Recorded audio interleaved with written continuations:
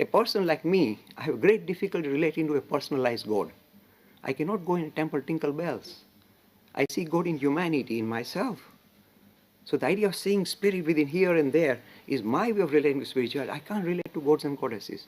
But then suppose you ask your parents or your grandparents, oh, no God in heaven. They say, go, I'll hit you with a stick. So that is their way. It doesn't mean they're wrong. This is how they're trying to grasp reality or grasp their own nature. Let it be. Don't undermine it. I never undermine my parents when they say, Mom, I like Mother Goddess. I say, oh, good, mommy, carry on. But then for me, it doesn't relate. So as you grow up, as humanity grows up, this idea of a personified God is struggling with the challenges of science and rationality. Once you recognize it as a ploy, you are safe.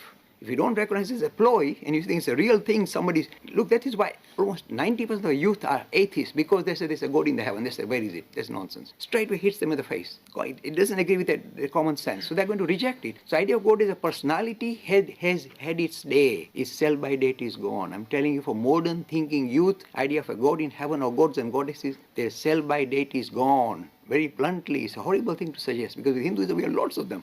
But we realize why we created them: to build relationship with our own nature, to become more empowered, to become more compassionate, to become more educated. We created all this. Nothing wrong, provided you know why and how you created it and what are these limitations. It's true in science too. In science, what do? They start with a hypothesis, one hypothesis, a model, mathematical model. And they will say, well, now we've outgrown it. Like Newtonian gravitation, we outgrown it, so we just discard it gently. It doesn't say it's horrible. It still can be used for simple mathematics. But you just discard it and say, okay, Einstein's relativity gives a better explanation of gravitation. So in the same way, this idea of gods and goddesses is very useful in its own time and are still useful for many Hindus who can only relate to idea of God or religion in a very personalized manner. Let it be. We are magnanimous people. We say that is their way of relating to spirituality.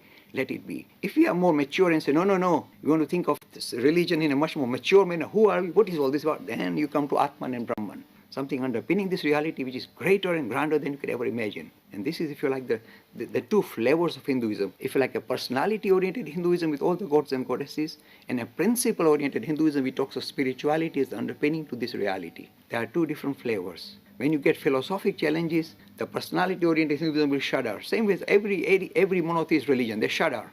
They crack up.